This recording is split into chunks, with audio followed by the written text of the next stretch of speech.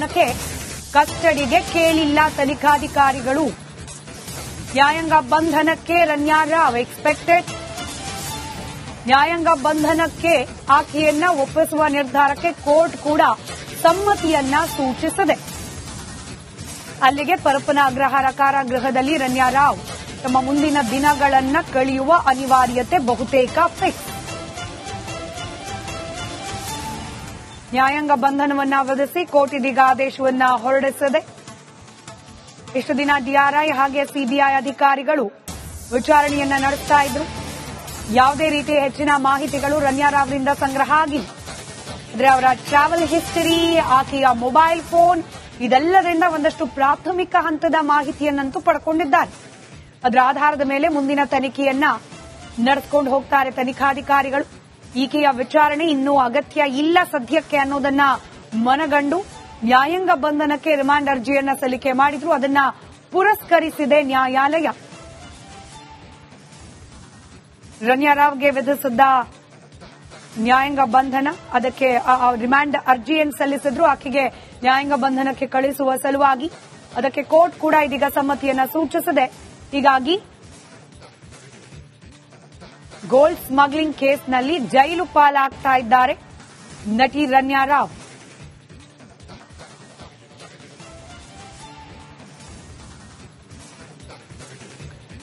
ರೇಣುಕಾಸ್ವಾಮಿ ಕೊಲೆ ಪ್ರಕರಣದ ಆರೋಪಿಗಳು ಒಂದಷ್ಟು ಜನ ಪರಪ್ಪನ ಅಗ್ರಹಾರ ಕಾರಾಗೃಹದಲ್ಲಿದ್ದಾಗ ವಿವಿಐಪಿ ಟ್ರೀಟ್ಮೆಂಟ್ ಬಗ್ಗೆ ಬಹಳ ಸದ್ದು ಗದ್ದಲ ಆಗಿತ್ತು. ಅದಾದ ನಂತರದಲ್ಲಿ ಏನಾದರೂ ವ್ಯವಸ್ಥೆ ಸುಧಾರಿಸಿರಬಹುದು ಅನ್ನೋ ನಿರೀಕ್ಷೆ. ಸುಧಾರಿಸಿಲ್ಲ ಅಂತಂದ್ರೆ ಬಹುಶಃ ರನ್ಯಾ ರಾವ್ ಅವರಿಗೆ ಕಾಂಟ್ಯಾಕ್ಟ್ಸ್ ಇದ್ರೆ ಅಲ್ಲಿ ರನ್ಯಾ ರಾವ್ ಅವರಿಗೆ ವಿಐಪಿ ಟ್ರೀಟ್ಮೆಂಟ್ ಸಿಗುವ ಸಾಧ್ಯತೆ, ಇಲ್ಲದೆ ಹೋದ್ರೆ ಸಾಮಾನ್ಯ ಕೈದಿಗಳ ರೀತಿಯಲ್ಲೇ ಜೈಲೂಟ ಮಾಡಬೇಕಾದ ಅನಿವಾರ್ಯತೆ. ಗೋಲ್ಡ್ ಸ್ಮಗ್ಲಿಂಗ್ ಕೇಸ್ನಲ್ಲಿ ಜೈಲು ಪಾಲಾಗ್ತಿದ್ದಾರೆ ರನ್ಯಾ ರಾವ್.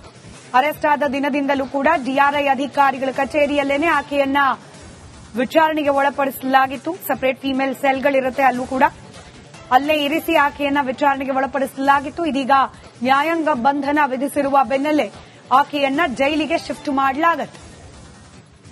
ಜೈಲಿನಲ್ಲೇ ಇರುವ ಅನಿವಾರ್ಯತೆ ರನ್ಯಾ ರಾವ್ ಅವರಿಗೆ. ಕಳೆದ 1 ವರ್ಷದ ಅವಧಿಯಲ್ಲೇ ಅನೇಕ ಘಟಾನುಘಟಿಗಳು ಪರಪ್ಪನ ಅಗ್ರಹಾರ ಕಾರಾಗೃಹದ ಜೈಲೂಟವನ್ನು ಸವದಿದ್ದಾರೆ. ಇದೀಗ ರನ್ಯಾ ರಾವ್ ಅವರ ಸರದಿ.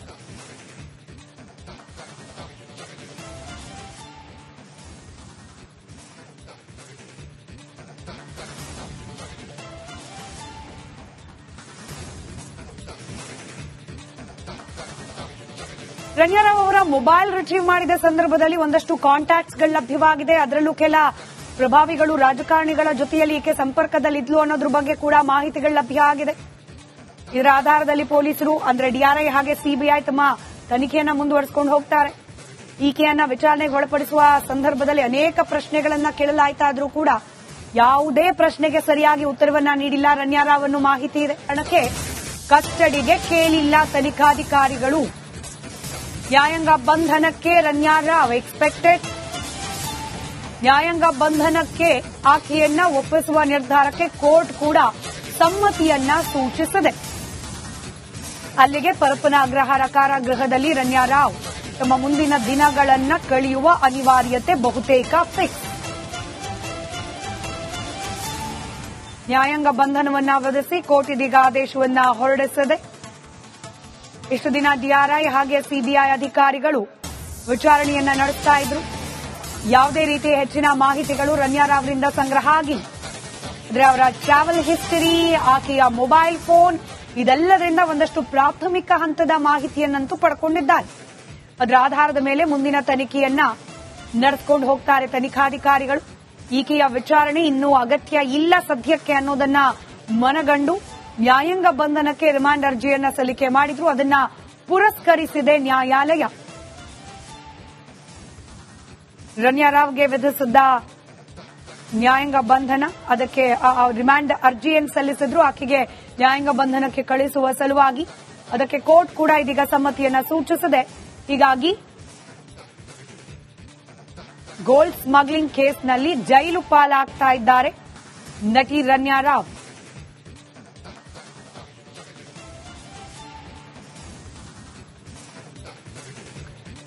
ರೇಣುಕಾಸ್ವಾಮಿ ಕೊಲೆ ಪ್ರಕರಣದ ಆರೋಪಿಗಳು ಒಂದಷ್ಟು ಜನ ಪರಪ್ಪನ ಅಗ್ರಹಾರ ಕಾರಾಗೃಹದಲ್ಲಿದ್ದಾಗ ವಿವಿಐಪಿ ಟ್ರೀಟ್ಮೆಂಟ್ ಬಗ್ಗೆ ಬಹಳ ಸದ್ದು ಗದ್ದಲ ಆಗಿತ್ತು.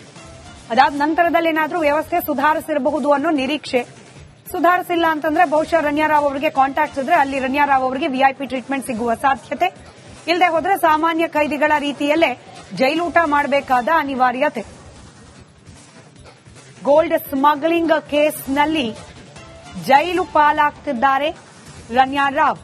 ಅರೆಸ್ಟ್ ಆದ ದಿನದಿಂದಲೂ ಕೂಡ ಡಿಆರ್ಐ ಅಧಿಕಾರಿಗಳ ಕಚೇರಿಯಲ್ಲೇನೆ ಆಕೆಯನ್ನ ವಿಚಾರಣೆಗೆ ಒಳಪಡಿಸಲಾಗಿತ್ತು. ಸಪರೇಟ್ ಫಿಮೇಲ್ ಸೆಲ್ಗಳಿರುತ್ತೆ, ಅಲ್ಲೂ ಕೂಡ ಅಲ್ಲೇ ಇರಿಸಿ ಆಕೆಯನ್ನ ವಿಚಾರಣೆಗೆ ಒಳಪಡಿಸಲಾಗಿತ್ತು. ಇದೀಗ ನ್ಯಾಯಾಂಗ ಬಂಧನ ವಿಧಿಸಿರುವ ಬೆನ್ನಲ್ಲೇ ಆಕೆಯನ್ನ ಜೈಲಿಗೆ ಶಿಫ್ಟ್ ಮಾಡಲಾಗುತ್ತೆ. ಜೈಲಿನಲ್ಲೇ ಇರುವ ಅನಿವಾರ್ಯತೆ ರಣ್ಯಾರಾವ್ ಅವರಿಗೆ. ಕಳೆದ 1 ವರ್ಷದ ಅವಧಿಯಲ್ಲೇ ಅನೇಕ ಘಟಾನುಘಟಿಗಳು ಪರಪ್ಪನ ಅಗ್ರಹಾರ ಕಾರಾಗೃಹದ ಜೈಲೂಟವನ್ನು ಸವದಿದ್ದಾರೆ. ಇದೀಗ ರಣ್ಯಾರಾವ್ ಅವರ ಸರದಿ.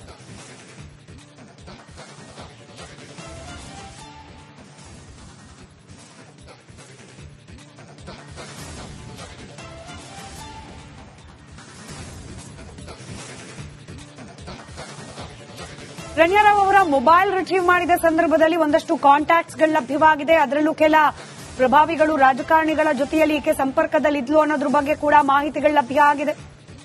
ಇದರ ಆಧಾರದಲ್ಲಿ ಪೊಲೀಸರು ಅಂದ್ರೆ ಡಿಆರ್ಐ ಹಾಗೆ ಸಿಬಿಐ ತಮ್ಮ ತನಿಖೆಯನ್ನ ಮುಂದುವರಿಸಿಕೊಂಡು ಹೋಗ್ತಾರೆ. ಈಕೆಯನ್ನ ವಿಚಾರಣೆಗೆ ಒಳಪಡಿಸುವ ಸಂದರ್ಭದಲ್ಲಿ ಅನೇಕ ಪ್ರಶ್ನೆಗಳನ್ನ ಕೇಳಲಾಯಿತಾದ್ರೂ ಕೂಡ ಯಾವುದೇ ಪ್ರಶ್ನೆಗೆ ಸರಿಯಾಗಿ ಉತ್ತರವನ್ನ ನೀಡಿಲ್ಲ ರಣ್ಯಾರಾವ್ ಅನ್ನೋ ಮಾಹಿತಿ ಇದೆ. ಕಾರಣಕ್ಕೆ ಕಸ್ಟಡಿಗೆ ಕೇಳಿಲ್ಲ ತನಿಖಾಧಿಕಾರಿಗಳು. ನ್ಯಾಯಾಂಗ ಬಂಧನಕ್ಕೆ ರಣ್ಯಾರಾವ್ ಎಕ್ಸ್ಪೆಕ್ಟೆಡ್. ನ್ಯಾಯಾಂಗ ಬಂಧನಕ್ಕೆ ಆಕೆಯನ್ನ ಒಪ್ಪಿಸುವ ನಿರ್ಧಾರಕ್ಕೆ ಕೋರ್ಟ್ ಕೂಡ ಸಮ್ಮತಿಯನ್ನ ಸೂಚಿಸಿದೆ. ಅಲ್ಲಿಗೆ ಪರಪ್ಪನ ಅಗ್ರಹಾರ ಕಾರಾಗೃಹದಲ್ಲಿ ರಣ್ಯಾರಾವ್ ತಮ್ಮ ಮುಂದಿನ ದಿನಗಳನ್ನ ಕಳೆಯುವ ಅನಿವಾರ್ಯತೆ ಬಹುತೇಕ ಫಿಕ್ಸ್. ನ್ಯಾಯಾಂಗ ಬಂಧನವನ್ನ ವಿಧಿಸಿ ಕೋರ್ಟ್ ಇದೀಗ ಆದೇಶವನ್ನ ಹೊರಡಿಸಿದೆ. ಇಷ್ಟು ದಿನ ಡಿಆರ್ಐ ಹಾಗೆ ಸಿಬಿಐ ಅಧಿಕಾರಿಗಳು ವಿಚಾರಣೆಯನ್ನ ನಡೆಸ್ತಾ ಇದ್ರು.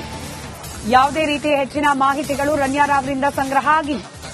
ಅಂದ್ರೆ ಅವರ ಟ್ರಾವೆಲ್ ಹಿಸ್ಟರಿ, ಆಕೆಯ ಮೊಬೈಲ್ ಫೋನ್, ಇದೆಲ್ಲರಿಂದ ಒಂದಷ್ಟು ಪ್ರಾಥಮಿಕ ಹಂತದ ಮಾಹಿತಿಯನ್ನಂತೂ ಪಡ್ಕೊಂಡಿದ್ದಾರೆ.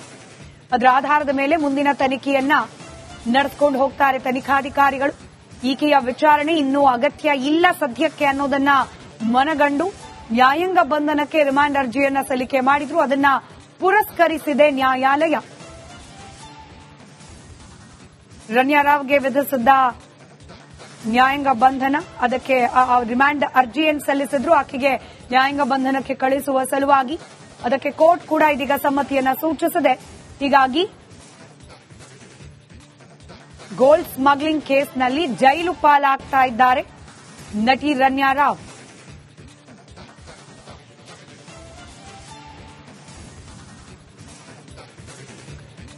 ರೇಣುಕಾಸ್ವಾಮಿ ಕೊಲೆ ಪ್ರಕರಣದ ಆರೋಪಿಗಳು ಒಂದಷ್ಟು ಜನ ಪರಪ್ಪನ ಅಗ್ರಹಾರ ಕಾರಾಗೃಹದಲ್ಲಿದ್ದಾಗ ವಿವಿಐಪಿ ಟ್ರೀಟ್ಮೆಂಟ್ ಬಗ್ಗೆ ಬಹಳ ಸದ್ದು ಗದ್ದಲ ಆಗಿತ್ತು. ಅದಾದ ನಂತರದಲ್ಲಿ ಏನಾದರೂ ವ್ಯವಸ್ಥೆ ಸುಧಾರಿಸಿರಬಹುದು ಅನ್ನೋ ನಿರೀಕ್ಷೆ. ಸುಧಾರಿಸಿಲ್ಲ ಅಂತಂದ್ರೆ ಬಹುಶಃ ರಣ್ಯಾರಾವ್ ಅವರಿಗೆ ಕಾಂಟ್ಯಾಕ್ಟ್ಸ್ ಇದ್ರೆ ಅಲ್ಲಿ ರಣ್ಯಾರಾವ್ ಅವರಿಗೆ ವಿಐಪಿ ಟ್ರೀಟ್ಮೆಂಟ್ ಸಿಗುವ ಸಾಧ್ಯತೆ, ಇಲ್ಲದೆ ಹೋದ್ರೆ ಸಾಮಾನ್ಯ ಕೈದಿಗಳ ರೀತಿಯಲ್ಲೇ ಜೈಲೂಟ ಮಾಡಬೇಕಾದ ಅನಿವಾರ್ಯತೆ. ಗೋಲ್ಡ್ ಸ್ಮಗ್ಲಿಂಗ್ ಕೇಸ್ನಲ್ಲಿ ಜೈಲು ಪಾಲಾಗ್ತಿದ್ದಾರೆ ರಣ್ಯಾರಾವ್.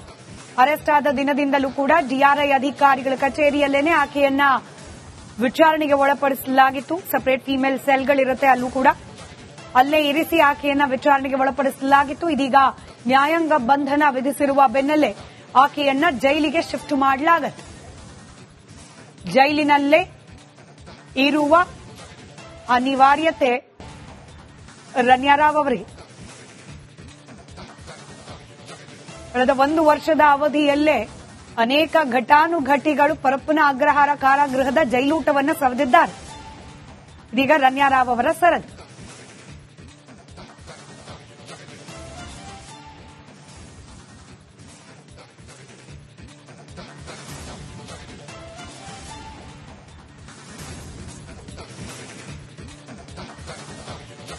ರಣ್ಯಾರಾವ್ ಅವರ ಮೊಬೈಲ್ ರಿಟ್ರೀವ್ ಮಾಡಿದ ಸಂದರ್ಭದಲ್ಲಿ ಒಂದಷ್ಟು ಕಾಂಟ್ಯಾಕ್ಟ್ಸ್ಗಳು ಲಭ್ಯವಾಗಿದೆ. ಅದರಲ್ಲೂ ಕೆಲ ಪ್ರಭಾವಿಗಳು ರಾಜಕಾರಣಿಗಳ ಜೊತೆಯಲ್ಲಿ ಈಕೆ ಸಂಪರ್ಕದಲ್ಲಿದ್ಲು ಅನ್ನೋದ್ರ ಬಗ್ಗೆ ಕೂಡ ಮಾಹಿತಿಗಳು ಲಭ್ಯ ಆಗಿದೆ. ಇದರ ಆಧಾರದಲ್ಲಿ ಪೊಲೀಸರು ಅಂದ್ರೆ ಡಿಆರ್ಐ ಹಾಗೆ ಸಿಬಿಐ ತಮ್ಮ ತನಿಖೆಯನ್ನ ಮುಂದುವರಿಸಿಕೊಂಡು ಹೋಗ್ತಾರೆ. ಈಕೆಯನ್ನ ವಿಚಾರಣೆಗೆ ಒಳಪಡಿಸುವ ಸಂದರ್ಭದಲ್ಲಿ ಅನೇಕ ಪ್ರಶ್ನೆಗಳನ್ನ ಕೇಳಲಾಯ್ತಾದ್ರೂ ಕೂಡ ಯಾವುದೇ ಪ್ರಶ್ನೆಗೆ ಸರಿಯಾಗಿ ಉತ್ತರವನ್ನ ನೀಡಿಲ್ಲ ರಣ್ಯಾ ರಾವ್ ಅನ್ನೋ ಮಾಹಿತಿ ಇದೆ.